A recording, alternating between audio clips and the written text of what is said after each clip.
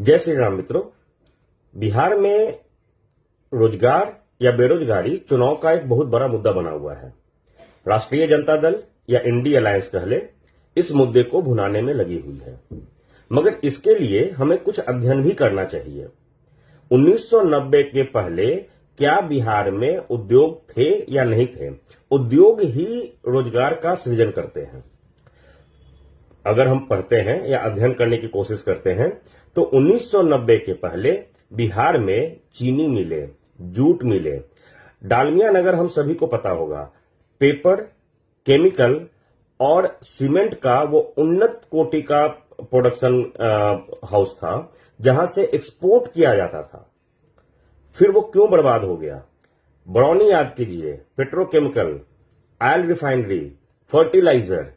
पटना में कई छोटे मोटे उद्योग थे, फॉर्जिंग, स्पॉन्ज आयरन, ये सारे जो उद्योग थे, या टेक्सटाइल की ही कई छोटी मोटी उद्योग थी, तो वो सारी कहां गई? 1990 में वो किसकी सरकार आई जो ये सारे कारखाने या उद्योग को खत्म करके एक नया उद्योग जो अपहरण, फिरौती और अपराधीकरण का था, वो किसने जन्म दिया?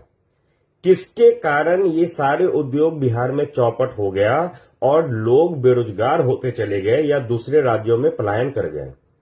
ये सोचने की विषय है और ये अध्ययन करने की विषय है। केवल घोषणा से कुछ भी नहीं होता है।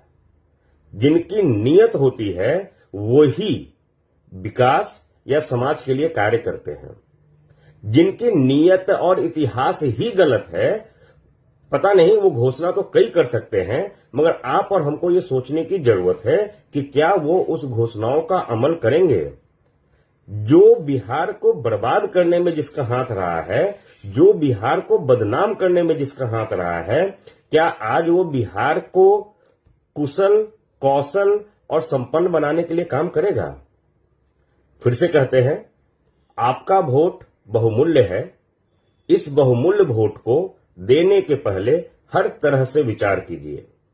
जब आपको लगे कि हां, आपका विचार पूरी तरीके से अध्ययन बेस्ड और आपको खुद को जस्टिफाई करता है, तो जाइए और अपने बहुमूल्य वोट को उस नेता या उस पार्टी को कास्ट कीजिए।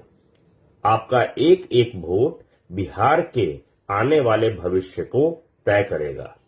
जय श्री राम, वंदे मातरम।